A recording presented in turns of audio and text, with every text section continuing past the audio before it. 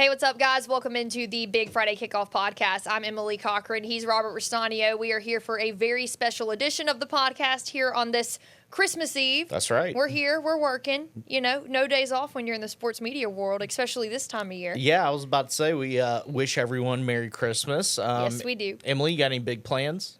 I'm going to be doing family Christmas dinner tonight with my dad's side of the family, and then tomorrow I'll be doing family Christmas with, I say my mom's side, it's really just my mom's mom. So yeah, we all get together and go to her house. We do prime rib and mashed potatoes. Ooh. It's very simple, but my grandma goes all out with like the table decorations Sure. and everything, and my dad's mom does that as well. My Bugsy, that's what I call my grandma, Bugsy. So yeah, just a lot of time spending, evenings with family, and then I'll be right back at work. Doing the dang thing. You're not going to be here on Christmas, are you? No. No. Okay. I haven't even checked the schedule Yeah. to see if I'm off or not.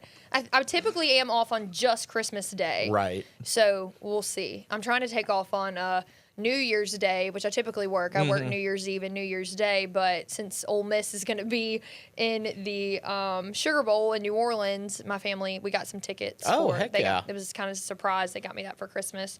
So, yeah, I plan on going to the Sugar Bowl if I can. Okay. If my good old boss man lets me off. We'll see. Yeah. Because Alabama also does play that day, but I'll do a ton of coverage next week and previews and stuff like that. I'll have a preview today, so the article for that will be up on the website later if you want to go check that out. There we go. Awesome. Yep, going to be an easy day from here on out. As soon as we get finished recording this podcast, I'm hopping on the road and headed home, making that hour drive to get there in time for Christmas dinner. Well, on Christmas Day, feel free to bring me some prime rib and mashed potatoes Well, up here. aren't you making meatballs or something? Yeah, I think we may have some homemade Ristaneo meatballs tomorrow. In case y'all don't know, Robert is Italian. And didn't you learn this recipe from your grandmother? Great-grandmother. Great-grandmother. So Yeah. this is a long-standing family recipe. This one came from the homeland, yeah. From the homeland.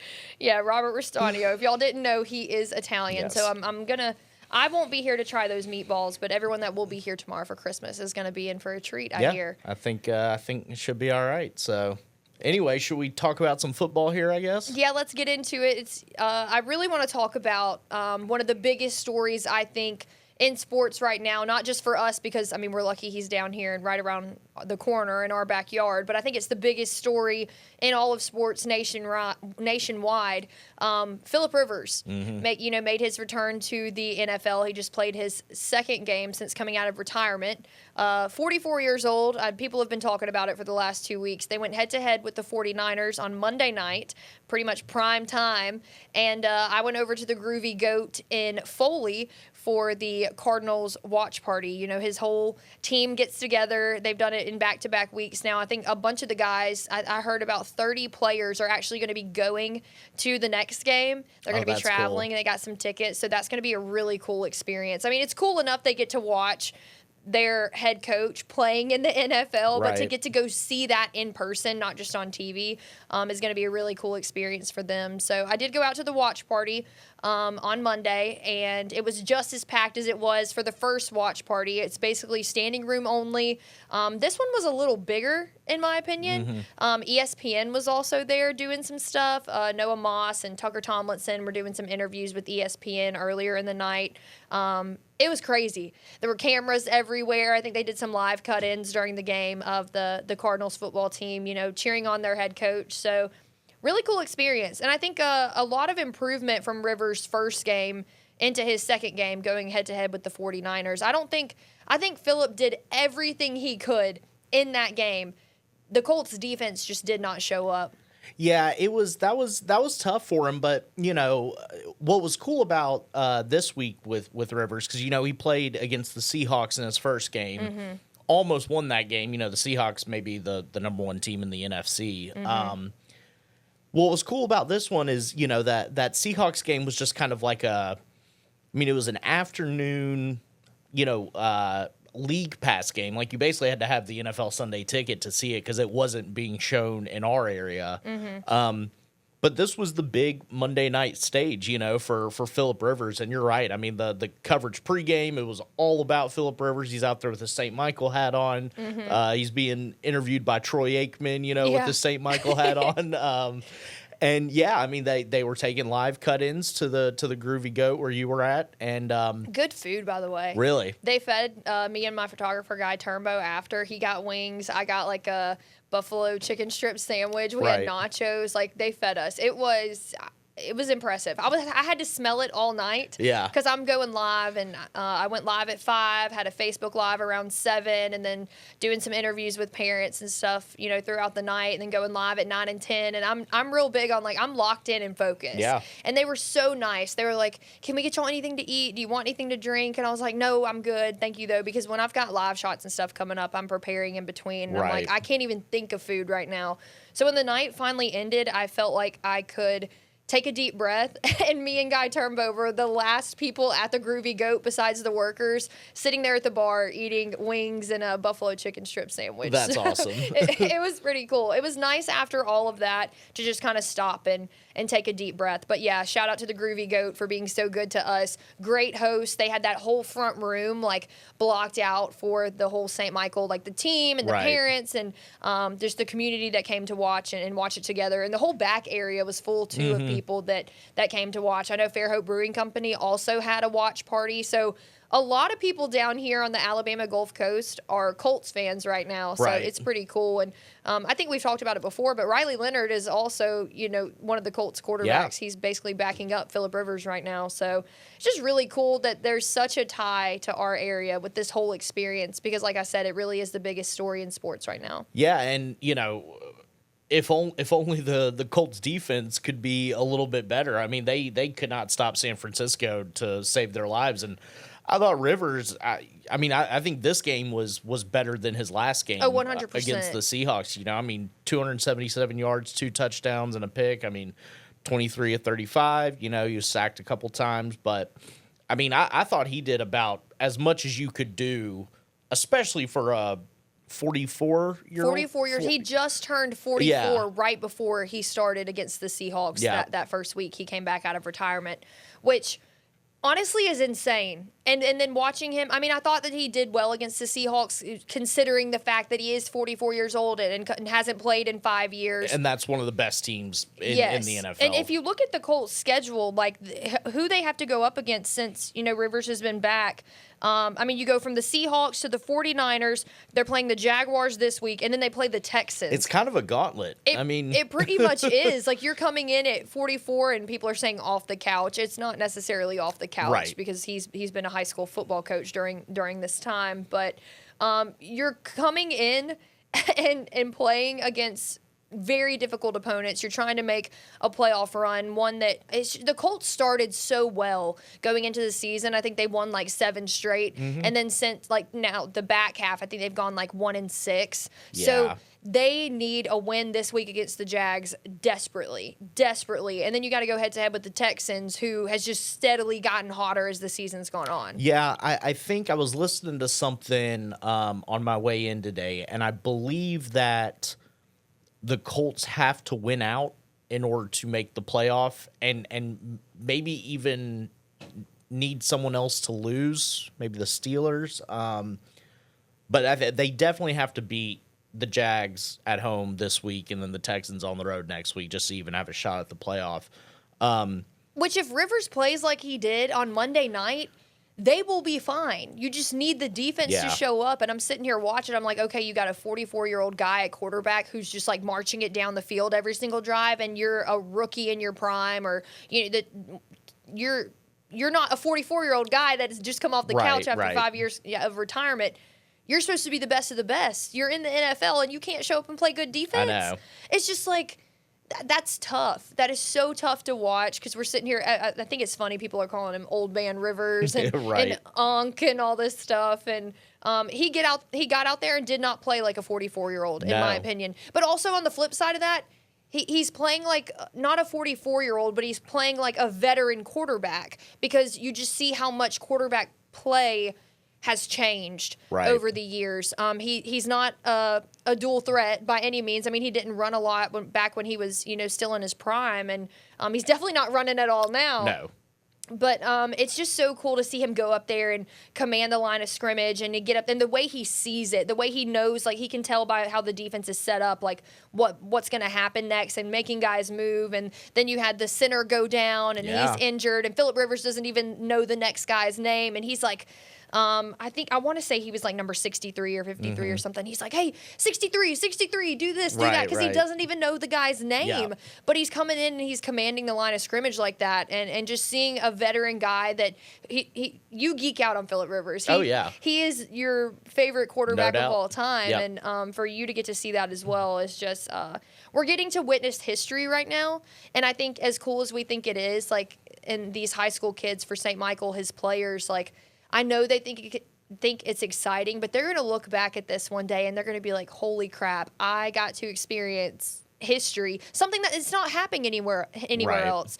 No one else. I mean, I'm not saying that there aren't former NFL players that are on high school staffs, whether it be head coach or on the coaching staff or whatever, but to get to have this experience in particular, nobody else is getting that. No. And if you hear about it anywhere else, like I would love to hear that story because this just seems like a once-in-a-lifetime opportunity for everyone involved. It's also really cool for Phillip's family because a lot of his, little ones, they've never seen him play. I want to say that his youngest is maybe 2 or not quite 2 yet. And I've heard that he's kind of like picking up that, dad's playing. Right. So, yeah, it's also got to be cool for Gunner, who's, on the road to being a 5-star quarterback. Will probably go to a top program and maybe an SEC program. And then move on to play in the NFL himself. So to get to have this experience, and they've done all the cutaways, like up to the booth where his family is sitting and everyone's laughing because it's like just a huge group of them. Because he does have 10 kids. I saw something online where it was like every cutaway to the Rivers booth, there's more kids each time or something like that.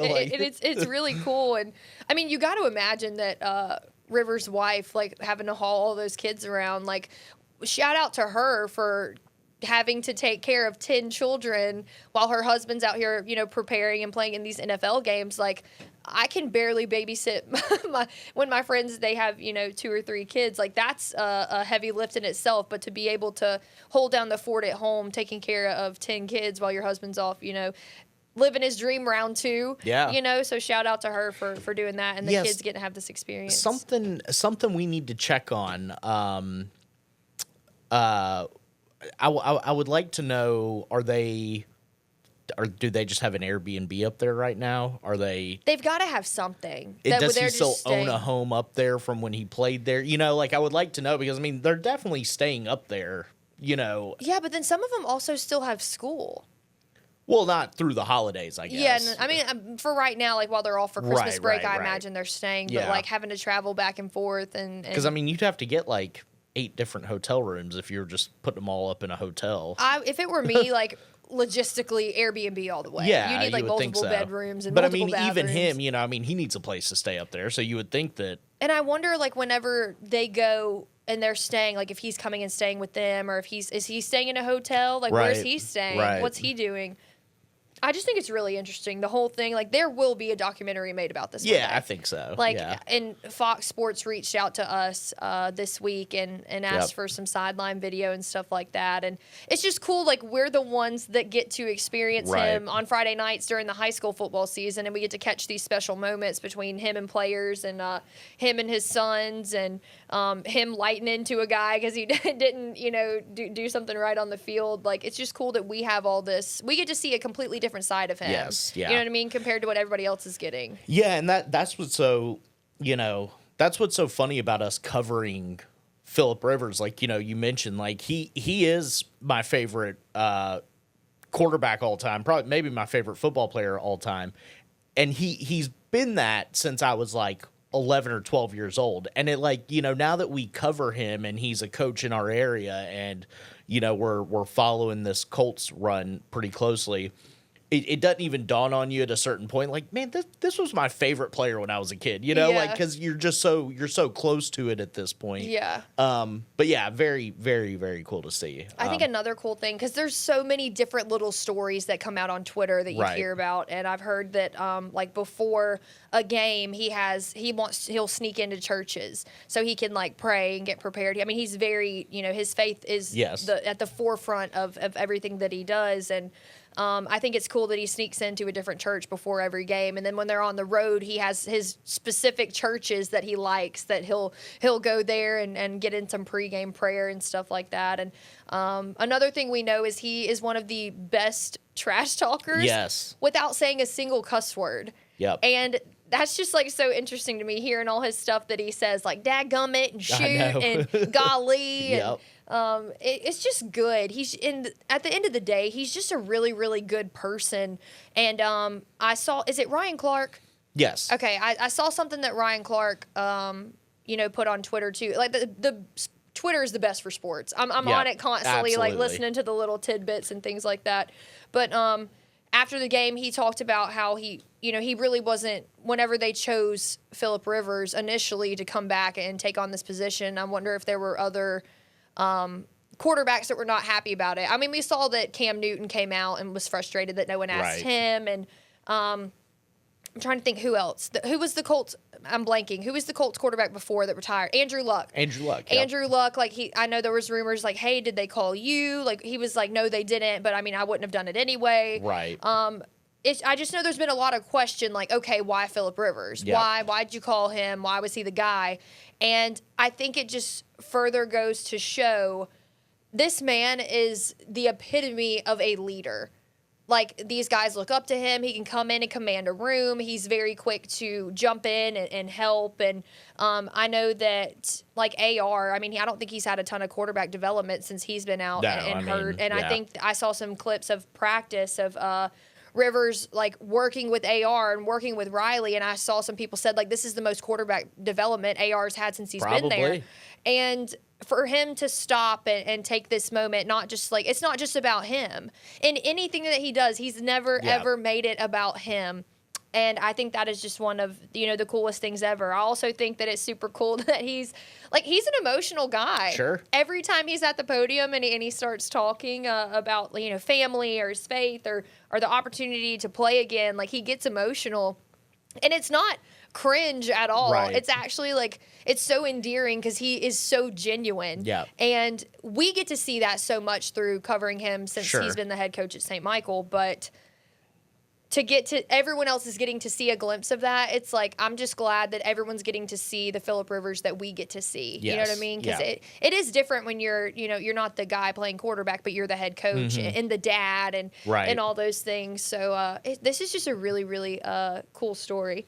Yeah, I mean, it's the biggest kind of high school sort of story, high school football related story in our area right now. So, yeah, we wanted to mainly touch on that this week. This is going to be a quicker podcast than we usually put out because we're going to do Rivers. And should we talk a little bit about the college football playoff? Not yet. Not yet? Okay. Well, only because, like, I don't know if you saw the clip after the game, but D. Winters, the guy who got the pick six on Rivers, like, Rivers went out of his way after to find him and was like, good play, man. I've listened to the sound because they had him mic'd up. Right. That was another thing that I think that the broadcast did so well. I think maybe there was like two different broadcasts and one of them was like Phillip Rivers mic'd up and you could hear so much of what he was saying and who he's talking to. Like, Phillip Rivers mic'd up is probably one of my favorite things ever. Sure. Like, if you could I'm thinking they will. It would make the most sense. Mic him up every single game. They probably will. I get that. That would make sense to do that. But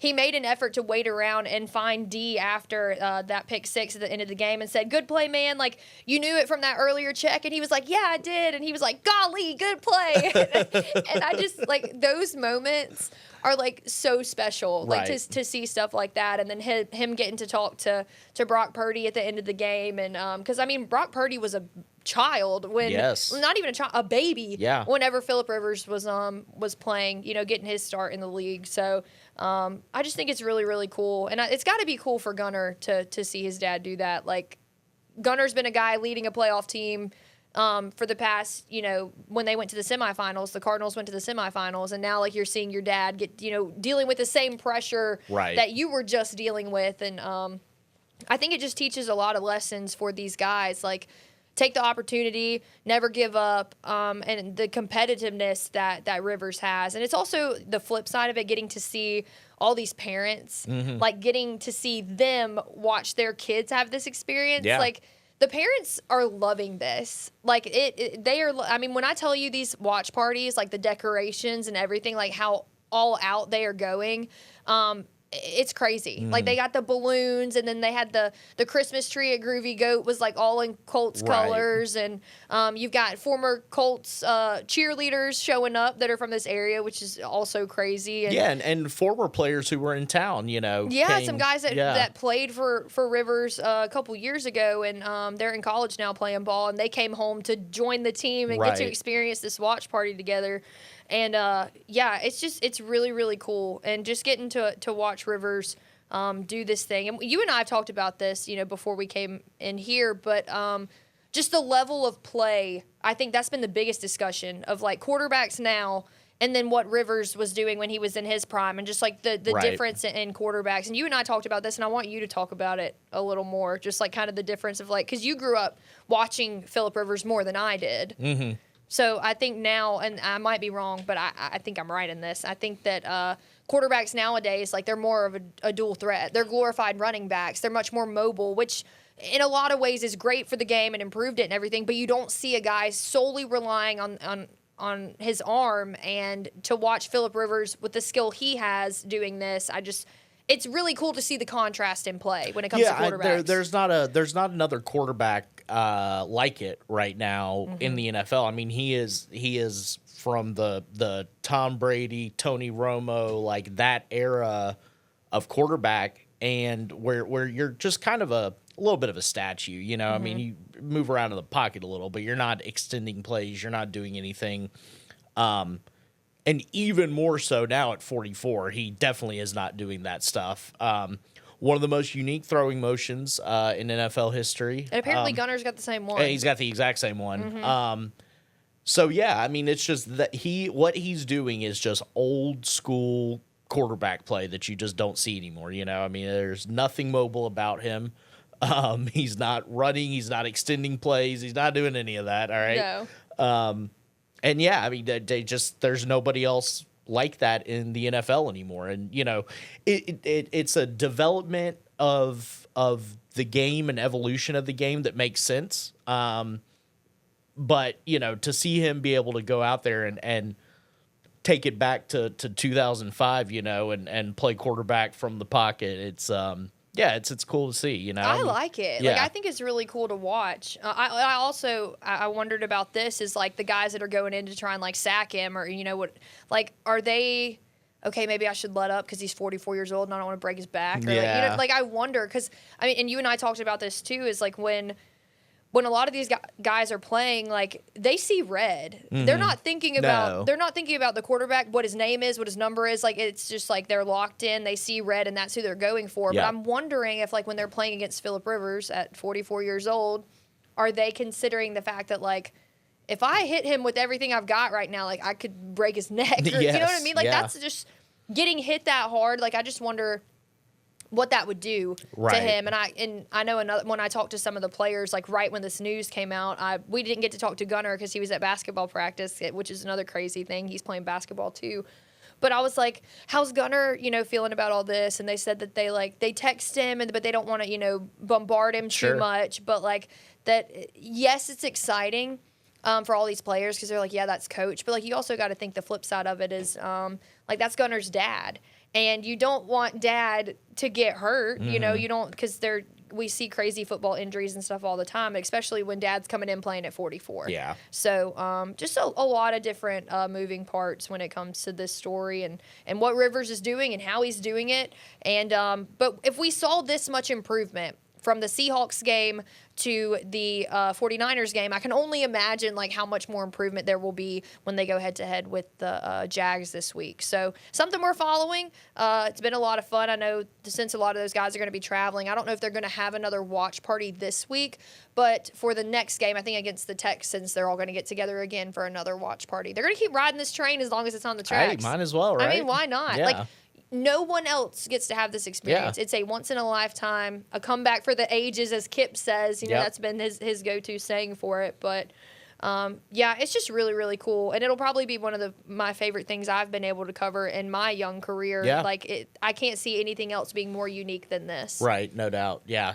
so we'll definitely stay going to the watch parties, you know, as long as they have them. Yeah, and last thing is just like Rivers wearing his Cardinals hat like during pregame Very and during cool. everything. Like, you know, that's got to mean so much to those high school guys that are like, my little high school, I don't want to say little, it's not, but it's a 4A program down here in Fairhope, Alabama that, like, you're not hearing about unless you're in the Alabama area. But, I mean, they were the number one team in the state for since they beat Jackson during the regular season and ended up losing to Jackson in the semifinals. But the whole, like, not just the United States, but, like, I'm sure, you know, they're out of the country, people watch football, too. Yeah, like the football world. Yeah, I mean, the football world. Your emblem, your logo, your program is being showcased on the biggest stage of football. Like, nobody else is getting that. No. So it's really, really, really cool. And I could sit here and talk about it all day because, it really is. It's just one of the coolest stories. One of the ones that I'll ever get to cover, that's for sure. Yeah, no doubt. And one side note I want to mention about some other sort of high school storylines going on right now. I know we both saw the thing about the public and private schools, the HSAA. I don't want to talk about that in this episode. I want to read a little bit more about it. Maybe we'll talk about that next week. But I know we're also waiting for realignment. Yes, yeah. So we may get into all that on the other side of the new year. Yeah, they keep pushing it back. Like, it's yeah. supposed to be coming out mid-January as of right now, but they do keep pushing it back. Right, so, right. I mean, we see St. Michael in 4A right now. Like, where's St. Michael going to be next season? Who knows? I know we've heard some rumblings of different teams that are going to be jumping up and coming down, but that'll definitely be something to keep an eye on in the high school sports world. Yeah, no doubt. And we will have our all-region teams very, very soon. This is Robert's, like, favorite thing to do. It is like a hobby of his. Yes. He spends, if y'all could see his Excel spreadsheets and everything, it overwhelms me. I can't. I love it. He's like, would you come over and look at this? And I get one look at it, and I feel like my brain's going to explode. Yeah. I'm like, I don't even know if I can comprehend this. So that'll be a lot. That will be just one episode in itself. I think so, yeah. Talking about our all-region teams. So we've talked about NFL. We've talked about a little bit about high school. A little bit. Let's go ahead and move into college. The college football playoff. Disaster. Disaster? That's It's the a one. disaster. That was terrible. I mean, yeah, I'll agree with you. I mean, I'm super. Y'all know I'm an Ole Miss fan, so I'm so happy I got to go up there for the first round of the playoffs. I took Friday off and went up to Oxford, and it was just one of the coolest experiences that I have been able to have as an Ole Miss fan. Like, I'm a big baseball fan, so like the College World Series in Omaha, that's still above this for me. But getting to host a first round playoff game, I don't see how this hasn't always been a thing. Getting to host in the first round of the college football playoff, because like, it was packed, and there were just so many people in town, and it just, even the Tulane fans, like, were just great people. Like, It was just a great experience, and the stadium was full the entire game. It doesn't matter that it was 41-10. Like, everyone stayed. The drone show, the light show, everybody had. So we all, when you go sit in your seat, everyone gets these bracelets, and they like light up, and I guess they're all programmed. Mm-hmm. And so they had like different light shows and stuff throughout the game, because we don't get a lot of night games in Oxford. Right. Like, it's just not really a big thing. If you look at percentages of like SEC schools that get night games, like, we're on the lower half of that. So the drone show was super cool. Like, just whoever does like game day production, because it really is a production. Yeah. Like you've got a script, and this is what it's almost like a play or a musical. Like this is what you're playing, and this is what buttons you're clicking for different things. Like whoever put that together did a phenomenal job. Sure. And then the Santa hats, we broke a Guinness World Record with most Santa hats worn by people in one place. However that works. But That's a weird one. But it was cool. Yeah, everybody loved it. Like it was just. I couldn't think of a better way to get into the Christmas spirit than getting to host a first-round playoff game, breaking a Guinness World Record, getting to have that game. And as happy as I am that we won and we beat Tulane, I guess I kind of am surprised by the fact that it kind of went exactly the way it did during the regular season, because we beat them 45-10 the first time, I believe, and then it was 41-10 this time. I just expected Tulane to play better in this game. Yeah, I mean, you keep talking about how exciting and great it was. You know who it wasn't exciting for? Literally the rest of America, because that game was over in the first quarter. Well, yeah, it was. And I knew as soon as we went up 2 touchdowns, I was like, okay, yeah, this is... And this is supposed to be the playoff. And I like the effort to try and give some of these smaller schools a chance. And sometimes those smaller schools can compete with some of these teams. This was not that case between Tulane and James Madison. Those games were over at kickoff, and it's not fair to those teams. The conferences got their paychecks, and I guess those schools got to play on a big stage, which is great. But they got embarrassed on a big stage, and I just, if I'm Notre Dame, if I'm BYU, if I'm Texas, if I'm Vanderbilt, I mean, I'm livid about this whole situation. Yeah, I much rather would have had like a home playoff game against like a Notre Dame or a Texas, or even, Vandy for that matter. I just think it would have been way more competitive. And it also just goes to show like Notre Dame deciding not to accept a bowl bid and not playing a bowl game. Like it's just like you knew you were that good. Okay, go play in the bowl game. And also give another opportunity for your seniors who will never play another, like, not everybody that plays college football is going to move on and play in the NFL or the UFL or whatever. They're not going to move on and play Canadian football. They're not going to get to play football again. And you took away an opportunity from all of your seniors to never get the opportunity to play the game again. And that, they should have, I don't know what Notre Dame did, but if it were me, let the team take a vote. Like, y'all decide. Like, what do y'all want to do? And if you want to sit out the bowl game, then sit out the bowl game. That's fine. Yeah, but those that want to play, let them play. Yeah, let them go. I agree. It's not gonna.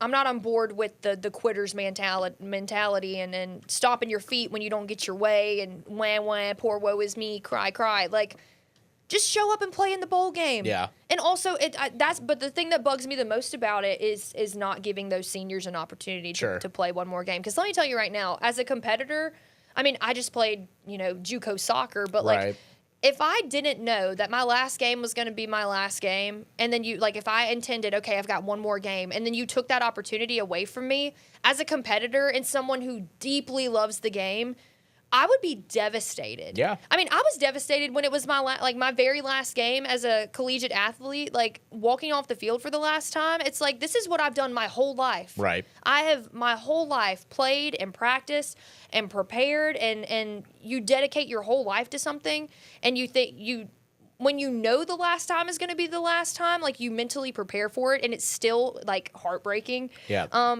But if you take away that chance for that last game to be played and, like, they didn't know it, it's like a shock.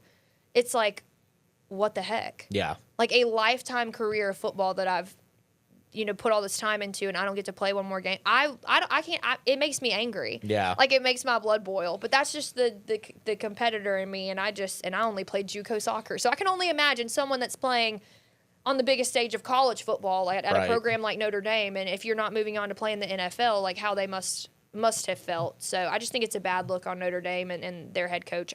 I didn't expect it from him. I really didn't. Yeah.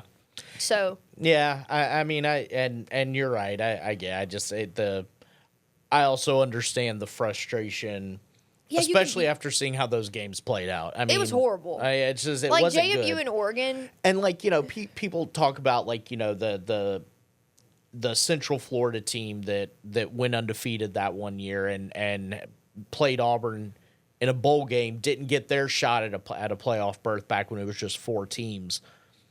But that team went and competed against an Auburn team in a big bowl game, and granted that Auburn team had kind of quit at that point.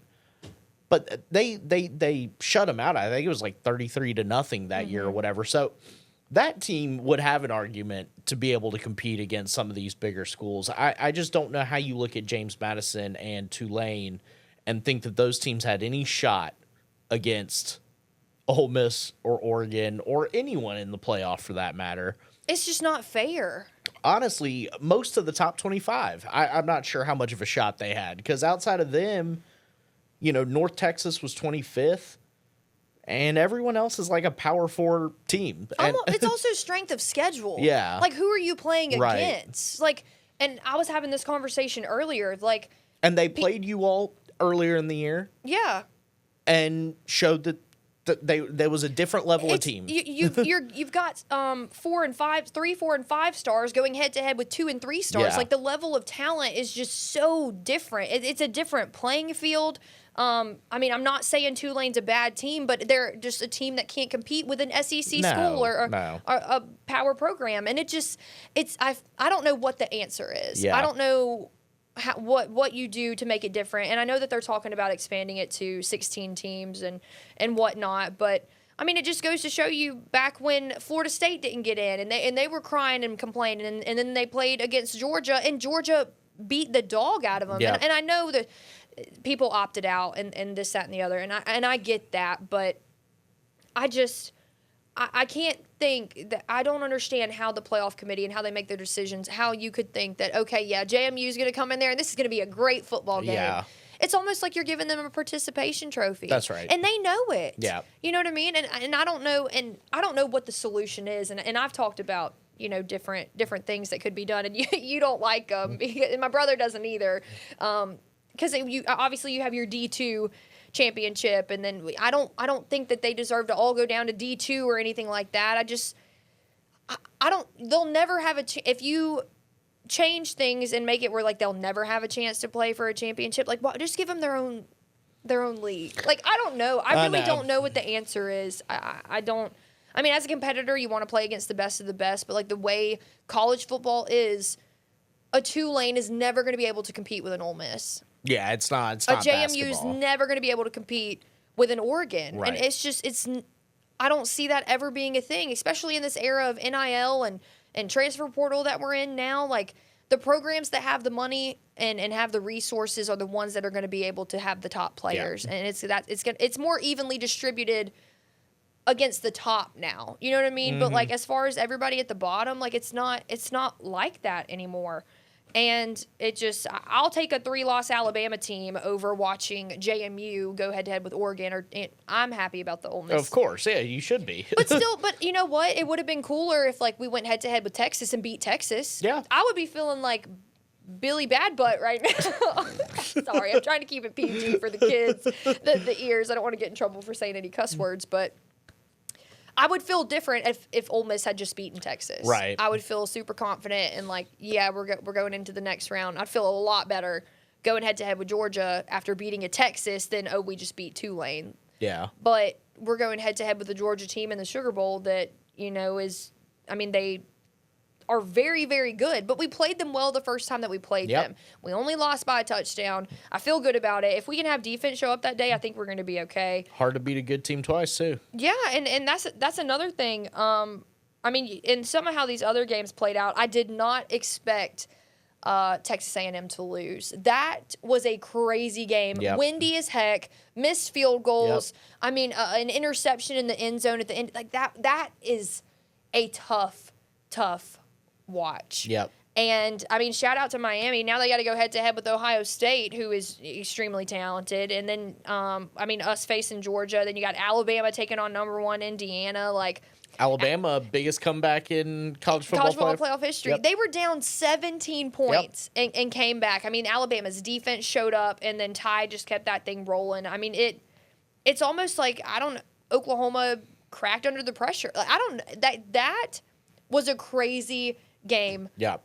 to watch. And I did a preview on it today and going back again and just watching the highlights and everything. Like I think that this Alabama-Indiana game could be a really good game. I mean, you've got the Heisman winner going head-to-head with Alabama, whose defense I think has just really gotten hotter as the season has gone on.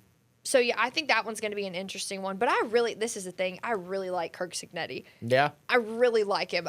My favorite quote ever from him, and I'm sure it's everyone else's, y'all have heard it a million times, is, "I win, Google me." Yes. Like, yeah. could you imagine, like, the confidence you have to say, "I win, Google me"? Yeah. Because I've watched Lane Kiffin say, "Grab your popcorn," and then get his butt beat by get beat by Alabama. But Kirk Cignetti, he says, "I win, Google me," and then they go and they continue to win and win and win. So that's honestly, out of all of these games, obviously I'm excited to watch Ole Miss Georgia, but I think my favorite game I'm most excited to watch is the Alabama-Indiana game. And you're playing in the Rose Bowl, like one of the most historic sites in all of college football. Like, I just think that it's going to be really, really cool. Like, I would give anything for Ole Miss to get to go play in a Rose Bowl in Pasadena. Like, that, to me, that would just be one of the coolest things ever. So, Oregon, Texas Tech is probably going to be another good one.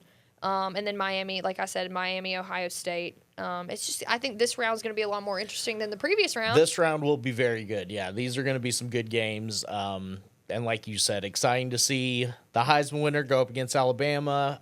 I think Oregon, Texas Tech is going to be a really, really good game. That Texas Tech team, I know they're not SEC, and, you know, we focus a lot on the SEC based on where we live, but I've caught that Texas Tech team play a handful of times, and they are good. Yeah. And so is Oregon. It's also got to be cool for Tank Jones, because the St. Paul's player that's committed to Oregon. Yeah. Like, I wonder if he's going to the game. Well, I need Oregon to hurry up and lose, because I got to get Kentucky's new head coach on campus recruiting, and he's the offensive coordinator at Oregon, and I can't get him on campus recruiting anybody while he's still calling plays in the college football playoffs. So. Yeah, that is another thing that's so weird about this whole playoff situation is, like, a lot of our staff is obviously going to move on and go to LSU and join Lane Kiffin's staff. And then the day after we just beat Tulane in the first round of the playoffs, like, they're all hopping on a plane and they're back in Baton Rouge, and they're in Baton Rouge for a couple of days. I know. But I'm sorry, and I've heard this too, and I echo this. Do you think that Kirby Smart is letting any of his staff have a day off? No, because not. I mean, I get that it's Christmas, but like, you work all season for this point. Like, celebrate Christmas after. Let's celebrate after we're holding a trophy above our heads and we're getting a fat check. Like, that makes my blood boil. That makes my blood boil. That, like, it just feels disrespectful, and I don't like it. And I know Pete Golding, like, he's handled this thing so gracefully in his very own way. I don't know if I'd call Pete Golding graceful, but the way he's handled it is just really, I respect it so much, but, like, I can't wrap my head around those guys going back to Baton Rouge. Like, we're in the playoff. Yep.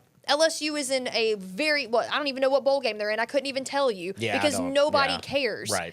Like, and, oh, man, yeah, I don't get it. And that scares me for bowl prep going head-to-head with Georgia, because I just know, watching Kirby Smart and how he prepares and the things that he does, I can guarantee you that none of his guys are taking a day off. Yeah. I guarantee it. So to know that some of my coaches have been in Baton Rouge bumping shoulders with Lane this week makes my blood boil. And I could talk. Ooh, don't even. I was about to say, it's the season of giving. We won't talk about. Yeah, I'm gonna give him something. Like, but yeah, I just think this is going to be a good second round. Looking forward to this one.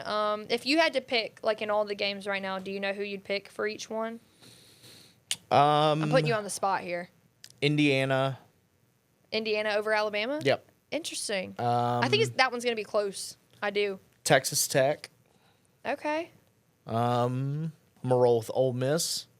Are you? Yeah, I'll roll with you on the Rebels. I love you. You're the best. And then I think Ohio State. You think so? Yeah. Okay. Yep. I think Ohio State's really good. I think I'm going to go Ole Miss.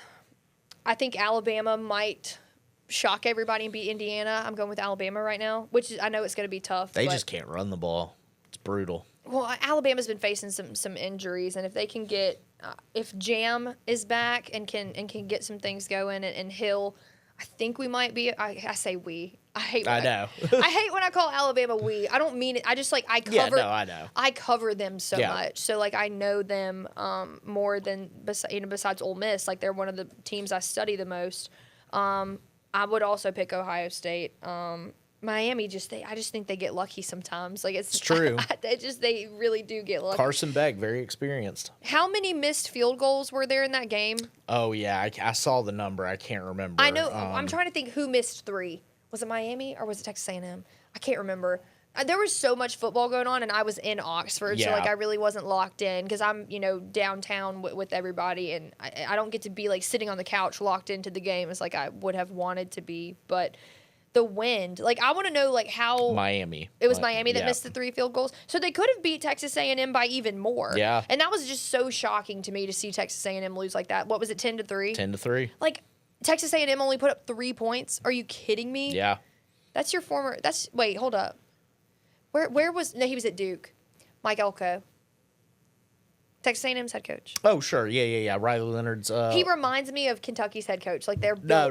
They're. I mean, I know they're definitely not the same person, but they just look similar to me. Like that rugged. Our old head coach almost went to Texas A&M. Maybe that's what it was. Yeah. I get them confused sometimes, but yeah, I mean Texas A&M, they'll be right back in this conversation next year. Like they're not gonna be out of it. I just think that there's a lot of pressure for Kalen DeBoer because this is his second season. Like they missed out on the playoffs last year. I think that win over Oklahoma was huge. I think they needed that. If Alabama had gone in and lost to Oklahoma, I think it would have been a lot more pressure for Kalen DeBoer. Yeah. But I think now you've done that. Like Alabama fans, they're like, okay, yeah, well we can beat Indiana too. So I think that's going to be an interesting, good matchup. I think another thing I was thinking about today, and I know we're getting towards the end here, so I'll stop jabbering. Kalen DeBoer used to coach at Indiana, and so did Kalen DeBoer and Kane Womack. Oh, did they? When they were both, their first coaching stint together was at Indiana. Interesting. I don't remember that. Yeah, back whenever they were introducing him when they introduced Kalen DeBoer as the head coach, he coached at Sioux Falls. I think that's a FCS school. FCS school, but he also coached at Indiana, coached at Washington. I'm trying to think, there was somewhere else in there that he coached, but Indiana is where Kalen DeBoer and Kane Womack were at the same time. Interesting. I hope that I'm right about that, but I'm almost positive that I am. Okay. Are you going to Google it and double check? I can Google it just to make sure. Google it and double check and make sure that I'm right. Like, I'm almost positive. Because I heard Kalen in his press conference on Monday say something about, like, the respect that he has for Indiana and the program. And I was like, wait a minute. Like, he used to coach there.